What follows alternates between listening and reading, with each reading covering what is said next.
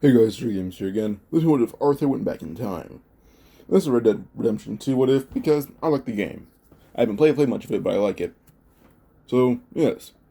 If you guys haven't played the game, there will be spoilers. Now, the story begins with Arthur dying on the peak like he does in the end. In the end of his portion of the game.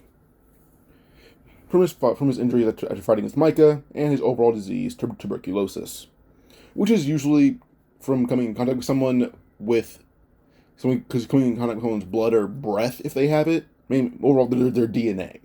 And Arthur beat a guy, Arthur was like a foot away from this guy, or probably a few inches away from this guy's face as he beat him down. The guy spit blood on Arthur's face, right around his nose area. So Arthur inhaled snot and blood, I guarantee it. That's why he had tuberculosis. He inhaled spit, snot, blood, all of it. But yeah. Glad you're crying. My brother's not happy right now. But, yeah. Back to the story. Now, after Arthur died, he would wake up seeing a bright light and a mysterious figure. Or, not mysterious to him, but still a mysterious figure to us. Or you guys, not me, but yeah. The figure would speak. Arthur Morgan, you face many struggles in your life, and you live a life of debauchery and horrors that most humans should never commit. But you tried turning your life around with honor as high as most men with your reputation could go. Reputation of a man who was gracious and respectful, even though you were not previously. And, well, after this, Arthur would just begin hearing with this man talk. But the final sentence caught Arthur's ears, caused his attention. Mr. Morgan, I know you would do it all again, and I will let you do... Pause. So the man would say, Mr. Morgan, I know if you had a chance, you would live your life all over again, probably with a bit higher honor, and I want to let you do that. But on one condition. I would like you to take over your gang and ensure those who deserve respect and happiness, you let them have it, and those who don't deserve it, you put them on a path of honesty, or on a path of redemption, or, simply put, end their hate-filled sprees. And Arthur kind of has to play vigilante right now for this being. And with this, Arthur would be sent flying backwards. And now that his vision is finally clear, he looks at the man and just yells, What the Francis? As we then see, it would be Francis, the man with the birthmark on his face that Arthur meets in a side quest, the time traveler. But at this point, he's playing God. So, yeah. Now, as Arthur's sent flying back, he sees the timeline from his death all the way up until John's death, and then Jack's life. So if you guys are wondering why I said John died, how do you play Red Dead Redemption 2 and not know Red Dead Redemption 1? The hell? But yeah. But Arthur would see what happens after his death. His life, well, he sees happens to life after his death. Pearson's store. Mary Beth writing a book. Karen, I'm pretty sure she died. Tilly having a husband from Haiti who's a lawyer and a daughter. John, Abigail, Charles, Jack, all them being at Beecher's Hope. He would see all that until Jack would kill the Pinkerton agent. I forgot his name. But yeah, suddenly Arthur stops flying backwards and he wakes up in a crib. He grabs onto it trying to stand up, only be wobbling. And he realizes he has baby arms, baby legs, and he can't really talk, he just babbles. But he can think in his giant old man accent. Giant country old man accent. So yeah. Now Arthur lived life learning pretty fast as a baby. But even his mom was like, honey, I think Arthur might be a genius. And it's kind of just funny. Because Arthur knows he isn't a genius, he just has the intelligence of a grown man transferred over. But yeah. Now, Arthur's story kicks off when he's about 8 years old. Arthur would find his father's pistol that he doesn't use anymore. Find a new one. Arthur shows off expert marksmanship with said pistol.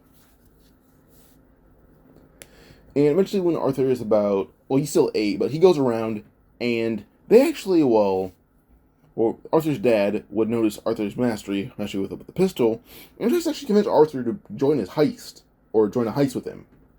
I think Arthur's like the gunman, even though he's 8 years old. But as they blow open the back door of the bank, or the back of the bank, and they find the vault, His dad would grab all the money, handing it to Arthur. The moment that Arthur hears Pinkerton agents, he immediately cocks a pistol and shoots his dad in both of his knees. His dad would go for a pistol, but Arthur simply takes it and runs off with all the money. Arthur's dad tries to claim his 8-year-old son helped him with the robbery, and some people believe it, some don't. But Arthur's dad is hung. So, yeah. Now, Arthur would kind of just go around the West for a while, and kind of all around the USA using the money him and his dad took. And by the time it's 1877, due to Arthur running away from home, people actually kind of believe now that Arthur did help his dad with the robbery, considering that everyone had known he was a decent marksman. So yeah, but it's 1877, and Arthur's been on the run for 6 years. He's 14 years old by this point. Arthur would be in Ohio, where he hears of 2 men being arrested. 2 con men. Arthur walks over to the police station, claiming he knows the men, and asking, "Yeah, you have Vanderlinde and Matthews, right?" The sheriff nods and lets Arthur talk to Mr. Vanderlinde and Mr. Matthews. Arthur leans up against the cell and simply says, I've been needing a few con men to help me earn some money while I pull off some heists. Agree, and I'll bail your sorry asses out of here. Can you agree to that?" And, well, the Vanderlinde man, Dutch, would say, "Why should I?" But Arthur smirks as he would point a pistol through the gate, or through the doors of the jail cell, the bars. But it's kind of out of range for Dutch. And Arthur makes up a lie on the whim, saying, "Well, you join me, or I'll collect what I'm owed from the money you conned me out of." As Arthur knows that they don't remember their victims, so, Oop, I put at her, not Arthur. But yeah, so with this, Dutch and Hosea agree, as Arthur bails them out of jail. As they walk out, Arthur would notice that Dutch is trying to reach for his gun through the reflection on a puddle. I don't know why I was struggling with the word puddle.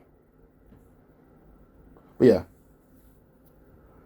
But Arthur would be able to notice it, and immediately he would grab Dutch by his arm and his collar, slamming his head right into a wooden pillar. Basically just smacking Dutch's head through it, breaking the pillar in 2. Hosea would go to grab something, but Arthur would grab him by his collar and headbutt him full force right in the face. Immediately, just Hosea falls over, holding his nose, and just calling Arthur a little bastard, holding his just nose. That's obviously broken.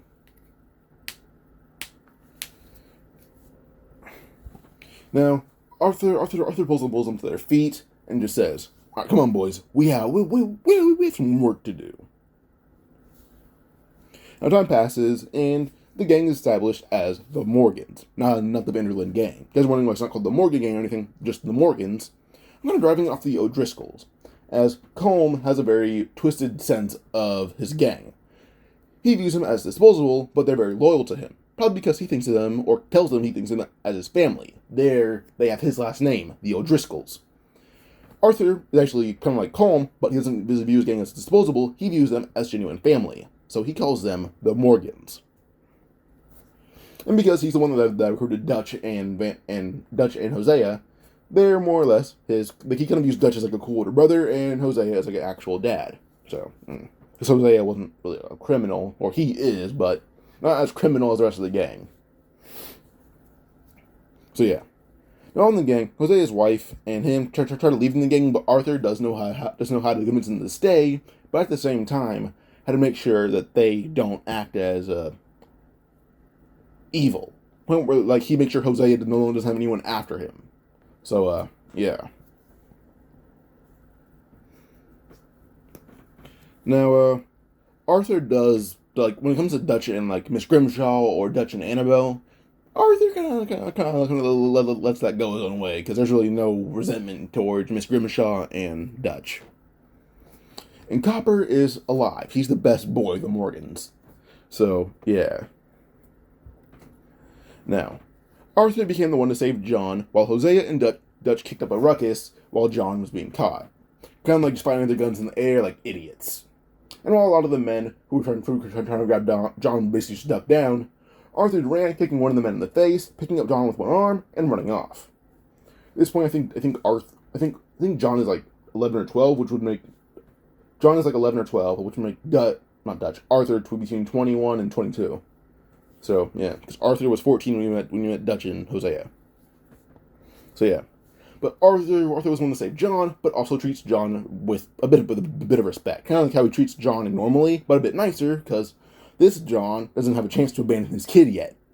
If you guys don't know, John tried to abandon Jack for like a year or two when he didn't come back into Jack's life until Jack was like 3 years old, and well, Arthur holds a bit of resentment towards him for that one, because Arthur was once a father himself. So yeah, but in the Vanderlyn gang, John is more or less Arthur is more or less John's older brother, but also his mentor. Hosea and his wife being like the parents that John should have had. And Miss Grimshaw is overall just the authority in John's life. She's his teacher, but also his counselor, so to say. And Dutch is like the reckless uncle that lets John do whatever he wants, and Annabelle is more like the nice big sister who looks after him but also makes sure he isn't up to some bullshit. So, fair enough. Now, Arthur doesn't share Dutch's view of the world. He kind of makes it a bit cheesy, so that he kind of just says something that he knows Hosea would be on his side, but also Dutch can somewhat respect, but also not fully agree with. Him and Dutch are kind of like rivals in this sense. Now, I don't want to bring anime into this, but I'd very much pictured Dutch and Arthur kind of similar to like maybe Zoro and Sanji or Naruto and Sasuke. Because they're rivals, so not really exactly friends, but when it comes to it, they will be friendly. So, yeah. But Arthur's dream, to be cheesy intentionally, is a world where people can have immense freedom and choices of their own accord. The government accepting it, but also ensuring no major harm is done. And in the end, everyone can live in peace. Arthur would end it saying, "We steal and hurt so many people to help others, and I enjoy it, but I hope it ends one day so everyone can look after themselves and their family without assistance from criminals." And when after this, Hosea and Arthur talk, and Arthur brings up that he wants to have a son named Isaac. So yeah, many gang members, or not many, it's kind of just Grimshaw, Annabelle, Dutch, Hosea's wife, John, and Copper. Copper is their dog, by the way. The dog died after eating some fish, I think. But yeah. But yeah, the members, besides Dutch, kind of agreed with Arthur's view of the world at this point. So, yeah. Now, when it comes to the truce with the O'Driscoll gang, Arthur enters the truce, and Dutch actually killed Colm's brother still, because I don't know why. I don't remember why he did it, but Arthur was the guy to kill someone's brother, especially when they're in a truce. But yeah. Now, Colm essentially does not like his brother, he just wants a reason to kill someone. Not someone he's going to try to kill is Annabelle. But Arthur knows this. So Arthur ends up taking a 12-year-old John to go wipe out the O'Driscoll gang. This John is relatively good with a pistol now, because Arthur's teaching him Deadeye. But Arthur had warned Hosea and Miss Grimshaw of Colm, as I don't think Colm used more members of his gang to go kill Annabelle. I'm pretty sure if he did, the Vanderlyn gang would either not exist, or it'd be very short. It'd be very low in members. So yeah.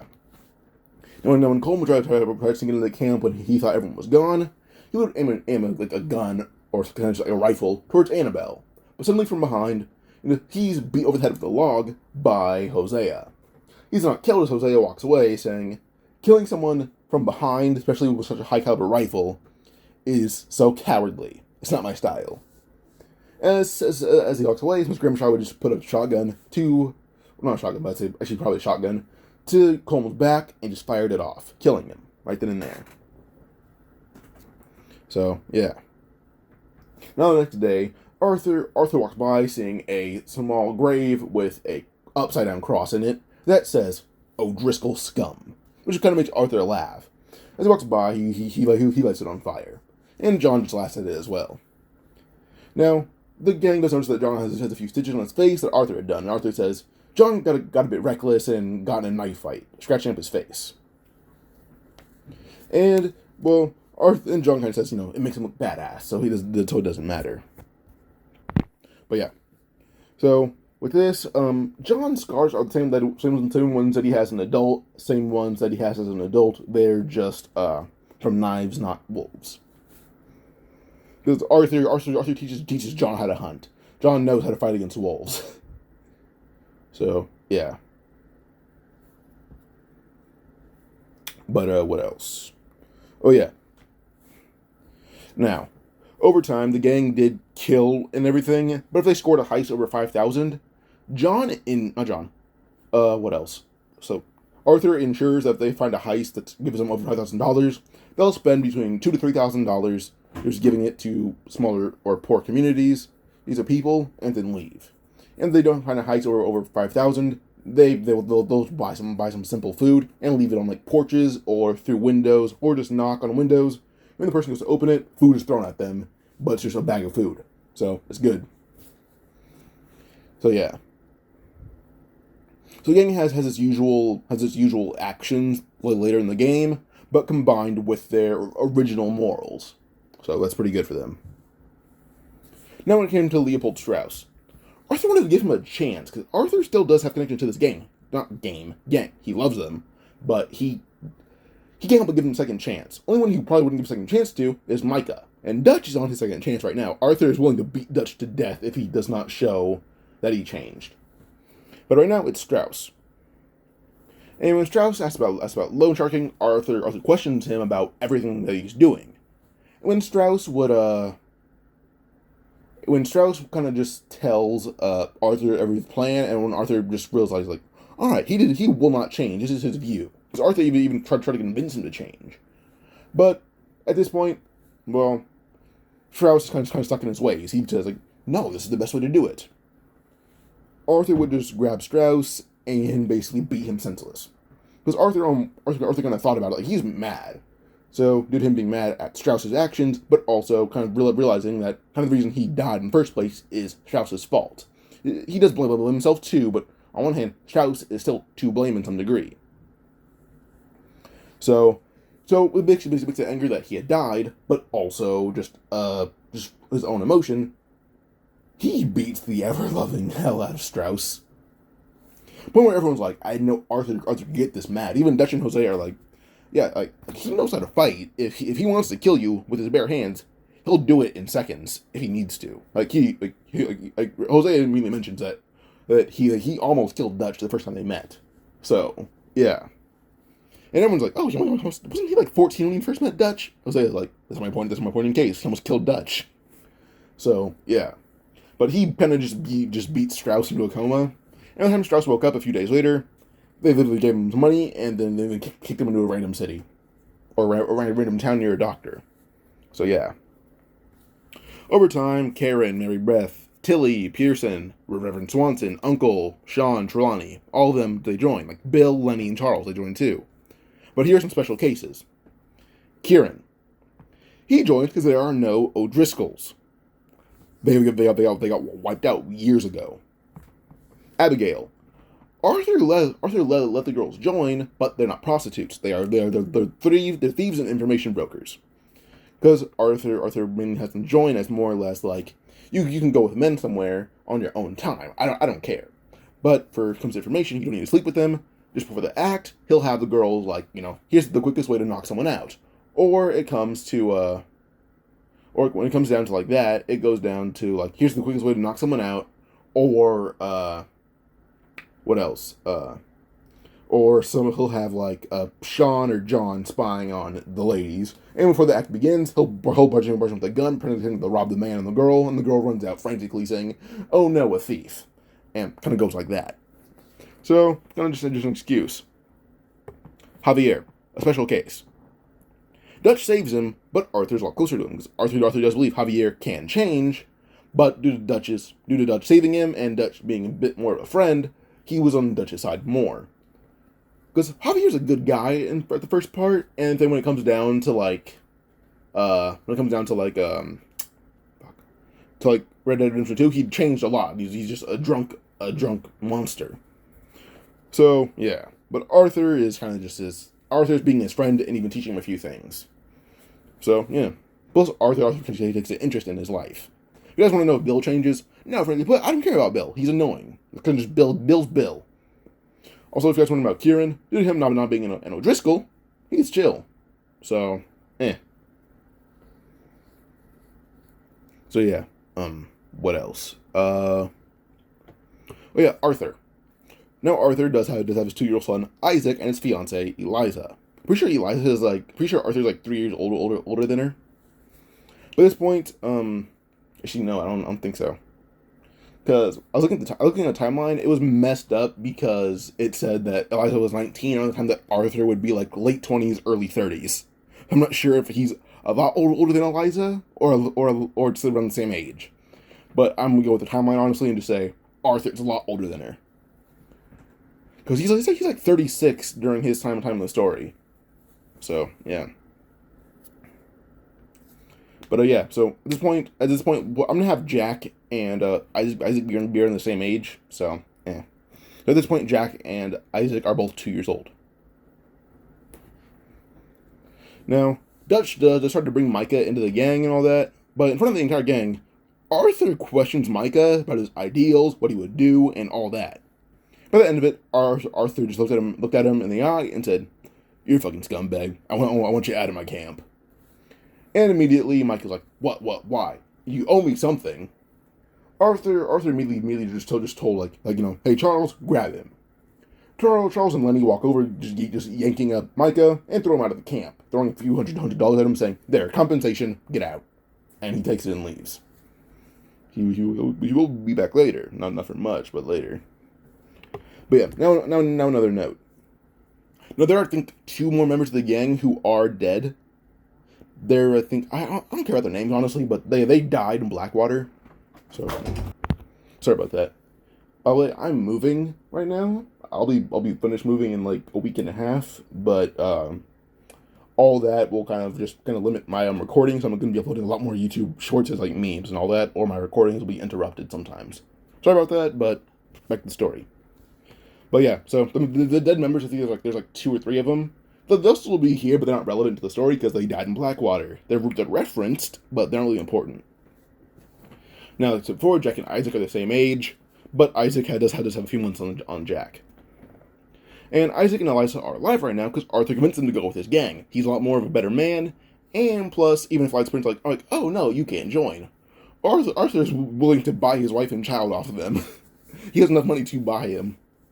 So, like even if he needs to, he'll put his gang in debt to get his kids, and the gang understands that, because his dream involves having a kid. So, yeah, his gang is kind of like Arthur dreams of them and all that, so, yeah. Alright, what else? Oh yeah, Molly. Molly never joined the gang, because Dutch is married to Annabelle. Because Annabelle's alive. Dutch is married.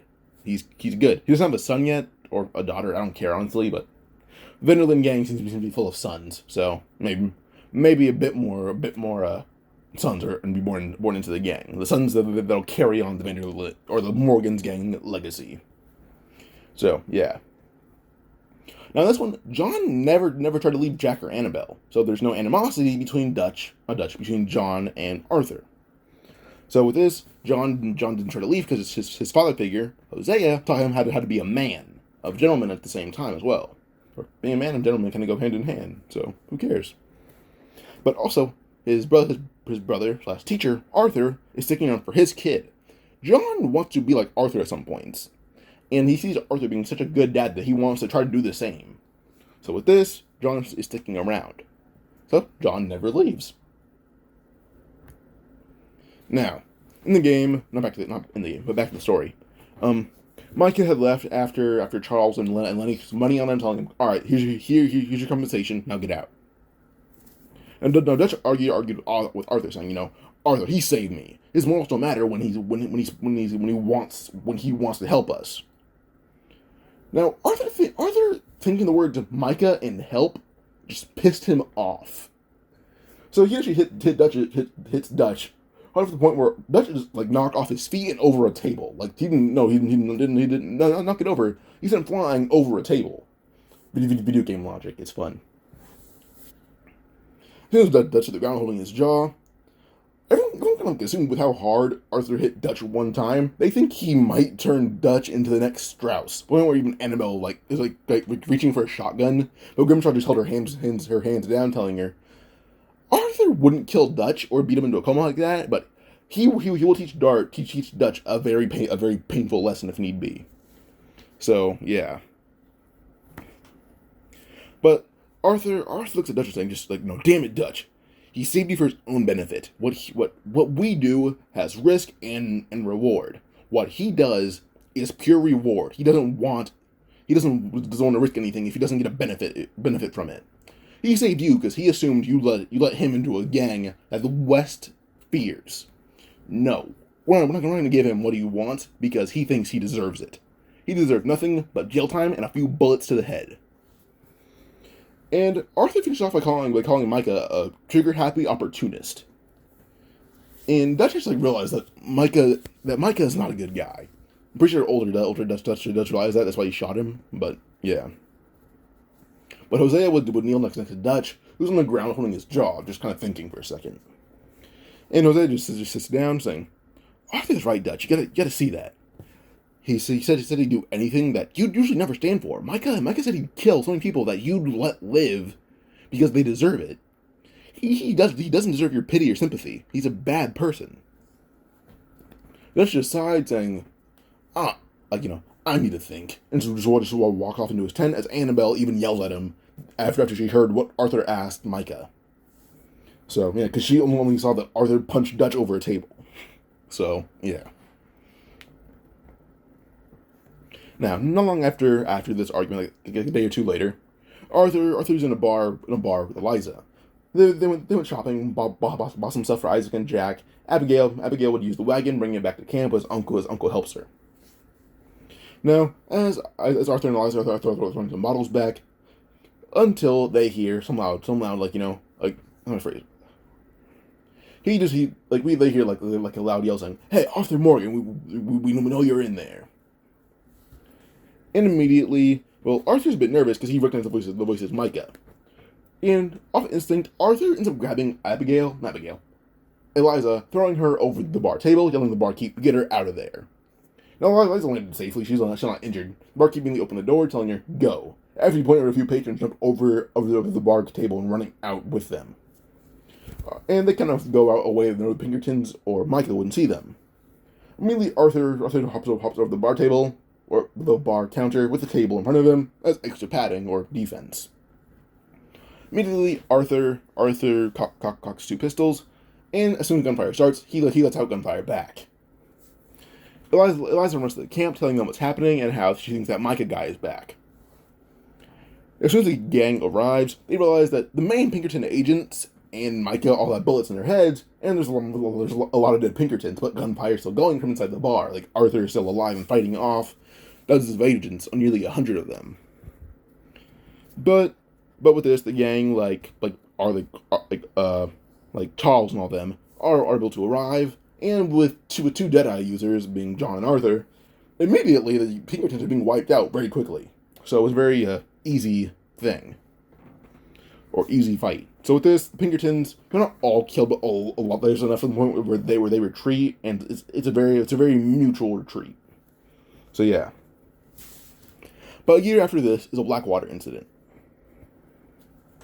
Now, it goes down the same so far in the Blackwater incident until it comes down to Dutch killing Heidi McCourt. That was her name, if you guys didn't know that. When it comes to this, due to John being a lot more upstanding and a lot of members having higher morals, John or one of the other members will stop Dutch from killing anyone, or killing anyone that's innocent. I'm going to say it's John, because John does need a spotlight, because he's the co-protagonist. As soon as Dutch tries to kill someone innocent to start to get the Pinkertons off his back, immediately John grabs his arm, throwing him down, and then John fires off some shots at the Pinkerton agents. With his Deadeye and Charles's help, it's a lot more effective. And they kind of make Arthur smile at this, as this Arthur now has a much higher standing opinion of John.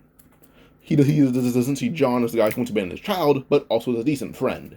He sees John as a man who stuck around for his son, and the man who's ensuring someone innocent that doesn't lose their life prematurely. So with this, Arthur is kind of a big fan of John at this point. So yeah. But with this, Arthur ends up running to John, and in combination, these two Deadeye users would fire down, mowing down Pinkertons for a path that everyone escapes. And Arthur, being the leader of the gang, tells them that if he dies here, John is going to inherit the gang. He tells John, go back to your son, I'll keep fighting. And, well, John does not disobey his brother. So with that, he runs off. With this, John leaves on the gang in a retreat. This is Arthur's orders. And everyone kind of views Hosea or John as like the right hand of Arthur. Kind of think of this as Arthur has two right hands and two left hands. The two left hands being Charles and Dutch. So yeah. But with this kind of just leads to Arthur being able to survive, but does get a few shots to his body. One to his shoulder, one to his side, and one into his hand, where he does recover eventually. But yeah. But with this, they do get to somewhere safe, and yeah. Now once they are somewhere safe, Dutch is a lot more like he has a better peace of mind. He never killed someone who didn't deserve it. In fact, he was stopped from doing it. And well, John yells at him like harsh. He's like he lays into Dutch in front of the entire gang. And even when Dutch Dutch tries to pull seniority and all that on John, John says, "You may have seniority, but I have more common sense than you'll ever have." So with this, Dutch kind of realizes that he's not the best suit right now. Like he's not the best kind of guy. So Dutch is kind of realizing that, and Annabelle's helping him realize that as well, but also saying that she'll stick by him no matter what he does.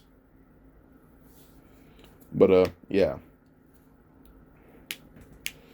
So I would say that Dutch has a lot more sane mental state. But now, soon the gang travels to the mountains for shelter, and Arthur finds the usual spot. Eventually, he does go to find Sadie and her husband. If you guys were worrying about John's scars, he doesn't get more. This John is a pretty handy or capable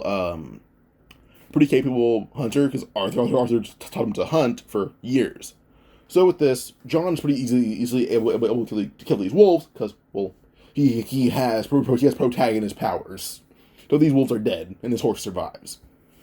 So yeah, at this point I kind of realized I did get Jack and Isaac's age, or I got Jack's age wrong, and I'm making Isaac the same age as Jack. So with this, at this point they should be 5 years old, so I kind of got their age off by like 2 years, I think. So they're 2 years older than what I said. So yeah. But back to Arthur finding Sadie and her husband. Now, Arthur finds their house, and because there's no O'Driscolls in the game, they're all literally wiped out. Arthur would go to their house and just knock on the door. His rifle's on his horse, his pistol is on his hip, but he's not reaching for it. Sadie's husband opens the door with a shotgun in Arthur's face, but Arthur has his hand up, saying no. Wait a minute, I'm just asking for some water and some food. I'll pay you. I'll pay you if you want me to. And with this, Arthur knows just what to say to get Sadie to talk to him, and her husband kind of joins in on that, as I think that they'd be very similar. Just her husband would have a bit more, not pride, but I'd say like he'd be a bit more show-offish, I'd say. But yeah. Now with this, Arthur would talk to Sadie and her husband Jake, or Mr. Adler. Now they're pretty calm with Arthur, and he talks to them. And he made an offer to them that they'd actually kind of like, honestly. Join my gang as hunters. Like you'll hunt and get us food, but I'll also pay you for the pelts of the animals, as we have a chef and all that. He's good, I promise. Even though I'm pretty sure Pearson is not that good, because pretty sure someone like Mary Beth told Lenny that Pearson would let the food get lice and then he'll serve it. But I think it's exaggerated, but it's still kind of funny. But what else? Yeah. So Sadie and Mr. Adler, or Jake, are pretty happy with this arrangement, honestly. They think of it as pretty, not cool, but like, alright. They get paid to bring you food. But also we don't even need to fight. We just need to look out for some guys that want you dead. And Arthur breaks it down like, that's it. Which actually made Sadie and Mr. Adler kind of be like, all right, accepted. So yeah. So with this, Mr. Adler and Sadie join the Morgan's gang. And honestly, I'm gonna end this first part here. Guys, want more of the story? Like it and subscribe for more. Adios. Actually, like goal. I want 10 likes. Now a final adios.